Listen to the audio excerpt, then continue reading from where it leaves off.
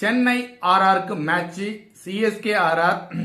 சென்னையின் புதிய மன்னர்கள் என்னென்ன சாதனை படைக்க போறாங்க அப்படிங்கறத எதிர்நோக்கி இந்த மேட்ச்க்காக நம்ம காத்துட்டு இருக்கோம். இந்த பக்கம் ஆர்ஆர் எடுத்துக்கிட்டீங்கன்னா ஆர்ஆர்ல ரெண்டே பிளேயர் மட்டும் நல்லா விளையாண்டுருக்காங்க. அந்த ரெண்டு பிளேயர் யாருன்னு பாத்தீங்க அப்படின்னா சூரியவம்சியும் ஜெய்ஸ்வாலும். இவங்க ரெண்டு பேரும் வந்து சூப்பரான ஒரு ஓப்பனிங் பார்ட்னர்ஷிப்பை கொடுக்குறாங்க. அதுக்கப்புறம் மிடில் சொதப்புன்னு சொதப்புறாங்க.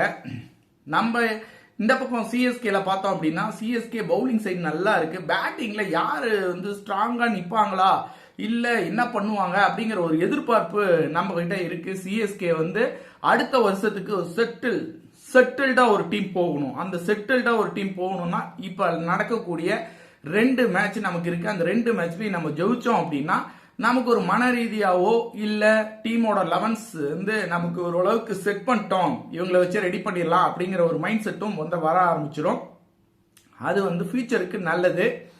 பார்ப்போம் இன்னைக்கு கேம்.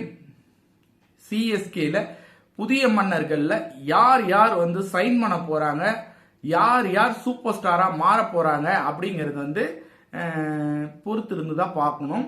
இந்த பக்கம் பாத்தீங்கன்னா ஆல்ரெடி வந்து சூரியவம்சி சூப்பர் ஸ்டாரா மாறிட்டாரு. 15 பால்ல 40 ரன் அடிச்சிருக்காரு. ஜெய்ஸ்வால் தொடர்ந்து வந்து ரன்னை வந்து குவிச்சிட்டு இருக்காரு. இவங்க ரெண்டு பேரை தவிர சொல்லும்படியான பிளேயிங் நல்ல ஒரு ஹிட்ரோ நல்ல ஒரு இவங்களும் யாருமே ஆர்ஆர்ல இல்ல. ஆனா ஒரு அதிசயம் என்ன அப்படின்னா கண்டிப்பா சென்னை மேல வரும்போது இப்பதான் வீறு கொண்டு விளையாடுவாங்க. என்ன அது பாருங்க. ஏன்னா போன தடவை வந்து பாத்தீங்கன்னா ரெய்னான்னு ஒருத்தர் வந்து பாத்தீங்கன்னா சென்னை மேல 87 ரன் அடிச்சாரு. சென்னையில வந்து இந்த மாதிரி ஏதாவது ஒரு பூகம்பம் வந்து திடீர்னு நடக்கும்.